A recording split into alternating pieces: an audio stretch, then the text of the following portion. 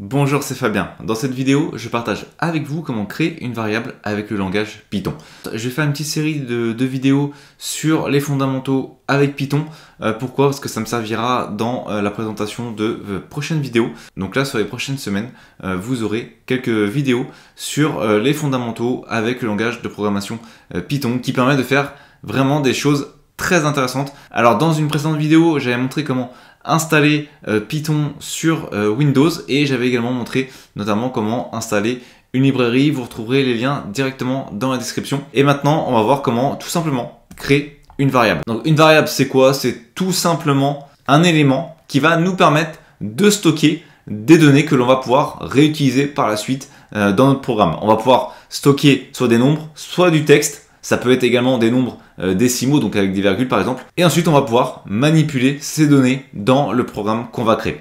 Là maintenant, on va voir justement comment créer une variable et stocker certains éléments avec cette dernière. Donc ici, on pourrait créer un script Python. On va par exemple créer une variable x et on va affecter à cette variable la valeur 5.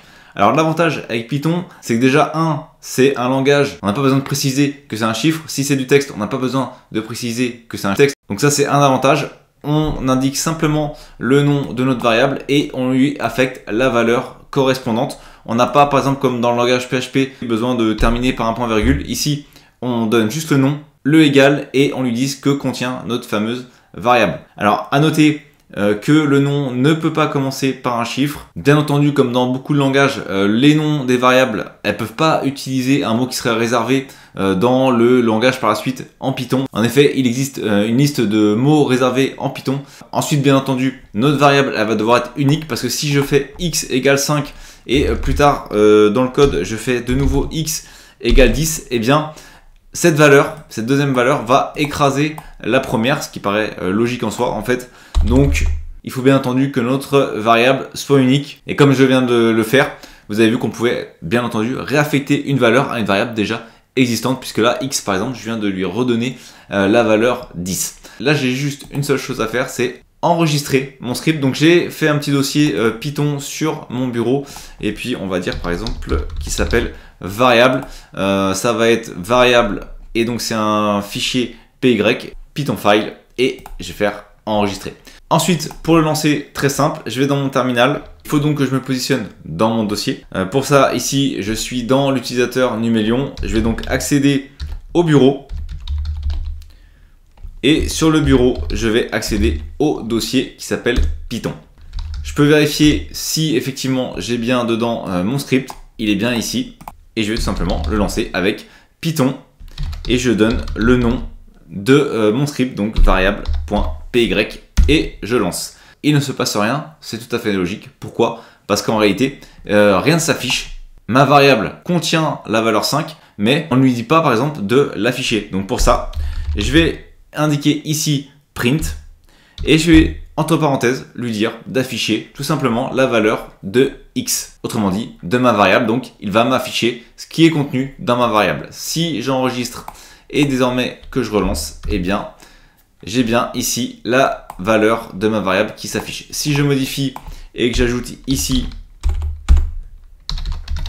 du texte, par exemple Numélion, et que je fais enregistrer, si je relance, eh bien ça ne fonctionne pas. Pourquoi? Parce que si on a du texte, eh bien on ne peut pas directement mettre le mot. En fait, il faut utiliser soit des doubles quotes, soit des simples quotes. Donc je peux utiliser soit simple quote comme ceci, et on peut voir que ça vient de basculer en gris. Donc je vais faire enregistrer. Je vais relancer et je vais tout simplement lancer. Cette fois-ci, ça a fonctionné. Je peux également utiliser des doubles quotes. Donc c'est en fonction de ce que vous préférez. Je vais enregistrer et je vais de nouveau relancer et on a exactement le même résultat. À noter, petite astuce, si vous souhaitez utiliser sur plusieurs lignes, il va falloir utiliser des triples doubles quotes. Hop, vous allez voir. Je vais enregistrer et je vais donc lancer. Et donc là, cette fois-ci, vous avez pu remarquer, on a notre texte qui va s'afficher sur plusieurs lignes. Pour ça, on va donc utiliser un triple double quote. Après ça, ce sont des petites subtilités. Autre subtilité, donc comme je vous le disais tout à l'heure, si ici, j'affecte une nouvelle valeur à x, ça sera la dernière valeur qui va s'afficher, en l'occurrence ici, x vaut la phrase que j'ai mis ici. Et maintenant, Ensuite, x vaut 10, donc normalement x ici devrait valoir 10 lorsque ça va s'afficher. J'ai réaffecté une valeur directement dedans.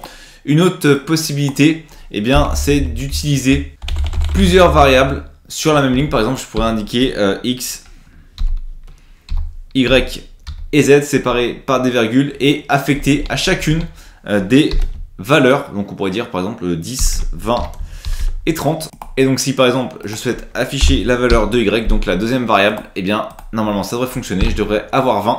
Je lance et comme prévu, j'ai bien 20 qui s'affichent. Donc voilà quelques petites solutions pour créer une variable en Python. Vous avez vu, c'est relativement simple. On a quelques petites particularités, mais généralement, comment on va procéder? On va créer une variable et on va tout simplement lui affecter une valeur. Et ensuite, on va soit afficher cette valeur, soit manipuler à travers d'autres possibilités qu'on verra par la suite. Merci d'avoir regardé cette vidéo. Si vous n'êtes pas abonné, j'espère que cette vidéo vous donnera envie de le faire en cliquant sur le bouton s'abonner et en activant les notifications pour ne manquer aucune des prochaines vidéos. De plus, vous trouverez dans la description un sondage pour déterminer les prochains sujets. À très vite pour une nouvelle vidéo.